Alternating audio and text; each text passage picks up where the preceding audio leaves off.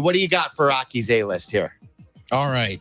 Let's start with some football stuff. And, you know, whenever we see these highlights on social media from Caleb Williams, the big plays, and we see them tweeted out as well about this game-breaking play that Caleb made, I feel like we've seen a lot of Tyler Scott on the receiving end of a lot of those passes. So for you guys, what is a successful season for Tyler Scott, who is not too far removed from being a 4th-round wide receiver drafted by Ryan Poles? I think this is more of an eye test where he's not falling down. He's not dropping passes when he's using the speed to get open. As Waddle likes to say, take the top off the defense and becoming a legitimate threat and maybe benefiting by having so many other guys on this offense that you could use. Like, speed kills. One thing that stood out to me last year a lot, listening to Waddle talk about it, and I'll trust his eyes on this, right? Like, there seemed to be a little bit of an issue tracking the ball in the air. That's a bad thing if you're a wide receiver. I'll give you 2 stats that I found to be alarming, because I'm always cautious in training camp, right? It's always like, it is training camp. But every time I was up there last year, it was like, man, I'm going to like Tyler Scott. Yes, I'm going to like this kid. I'm going to like Tyler Scott. I'll give you 2 numbers that stand out. His catch percentage last year was 53%. His success rate was 43.8%. Abysmal. That is absolutely abysmal. He averaged 9.9 yards per catch. You can't be that fast and average 9.9 yards per catch. And so something's got to get better. Something's got to change. I'll leave it to someone like Waddle to tell you exactly what that is and what that's going to look like. But I think there's some promise with him because he's a talented kid and he's super fast. But so what does it look like, Tyler? Like Sylvie said, I think we'll kind of know. And how about a catch percentage? Like, give me close to 60%.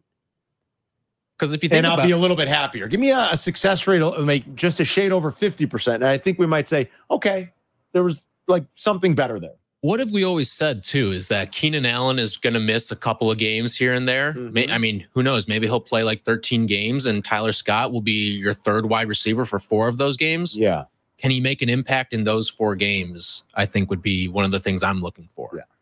I agree. It wasn't there a throw or two that Justin Fields actually did have good throws that Tyler Scott missed? There was the Lions game to put it away. I'm telling you, Waddle said it. He goes, he seems to have some trouble tracking. Was it the Saints? Did they play the Saints last year? They did, In a game that was a Bajan game, yeah.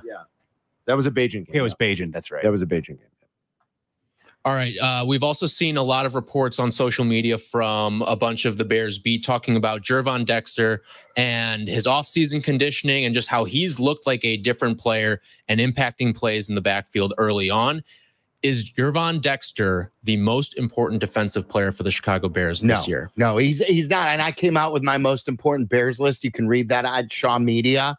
I tweeted it out yesterday. It's pinned to my profile. It's my top 10 most important Bears. It's also on my Instagram page, but he is in my top 5 of most important Bears. Do you know who my most important Bears defensive player is? I'm going to guess. I mean, to me, it's got to be one of 2 guys. Doesn't it have to be your pass rusher or your corner? It's got to be Sweat or Jalen Johnson. I put it Sweat. It's Montez Sweat. Montez Sweat is your highest paid player. Right. And he is the guy that you expect to be great, not good. He's your money player. Right. Like last year, like throughout his career, he's been like a 9.5 sack guy. Last year, he had over 12 because of what he did in Washington and here. That's what he's got to be here. He's got to be a 12 sack or more guy. He's got to be the engine for that defense.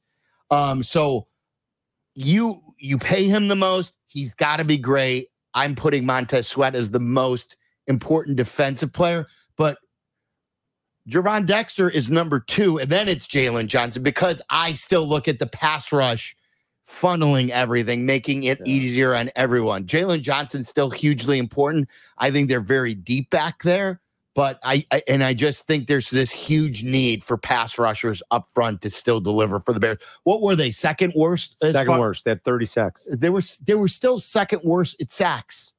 They had 30. They didn't. That's not 1 a game. Got to be better than that. I'm sorry. That's not 2 a game. Excuse me. You got to be better than that. Yes. You got to get to 2 a game, right? Got to get to at least 2 a game. At least at the bare minimum. At least. At the bare minimum. You got to get to 2 a game, and they fell short of doing that last year. So if you're going to be any sort of top 10 defense, you can't get by having 2 sacks a game. Got to have more than that. All right. Well, one guy who's been floated around for the Bears from a pass rush standpoint is Yannick Ngakoue, who was obviously with the team last year, but he has been making a tour around, visiting some teams. He was with the Dolphins. He was with the Panthers, I think, yesterday and maybe today as well. Are the Bears being too passive with their attempt to get Yannick Ngakoue? I'd probably say no. No. Yeah, I don't think they care if we talked a lot about it, Tyler, when you were gone. I don't think they really care. They'd rather see if their guys can pan out and lose him than overpay him and not give these younger guys a chance to develop. Do you think it could be a good sign if they don't sign him because they believe that their guys, like an Austin Booker maybe, can come in and make an impact right away? I don't know if I would read into it that way. I just think Sylvie's right. They're not going to overpay for him. They saw him last year. They had him here. They know what the rehab's been like, probably to a certain extent, right? I mean, like, I don't think there's anything that's leading them to, like, we've got to have Ngakoue back. I'll trust him on that one. And then what did we talk about the other day that they have, what, 12 million left? Yeah. They don't have a lot of money left. So, like, what if someone does become available via trade? Sure. And it's a better player than that. And then all of a sudden you've spent money on Ngakoue. Yeah, like we talked a little yesterday. What if Micah Parsons is someone that's available? I can't. But they do have all these high price ticket items. And those have been that's been the piece. It's been edge rushers. rushers. Let Micah Parsons go. How are you going to afford all 3? Yurko and I tried to talk about that earlier in the week. It is tough. It's a hard conversation to have, like if you're Dallas, right? But you can't. You let CeeDee Lamb go, right? Or you trade him and you get a lot for him. I mean, a 25-year-old pass rusher like Micah Parsons, you're going to let go. I mean, it's probably easier to replace CeeDee Lamb than it is Micah Parsons. And they always have. Hasn't Dallas always replaced that? They've been pretty good at it. You just look around the league, too, at the wide receiver position year after year now. Studs are coming into the draft because of the proliferation of 7-on-7 camps. Wide receivers are just everywhere. I mean, I can't imagine they let Micah Parsons get away from them. That would be crazy. All right.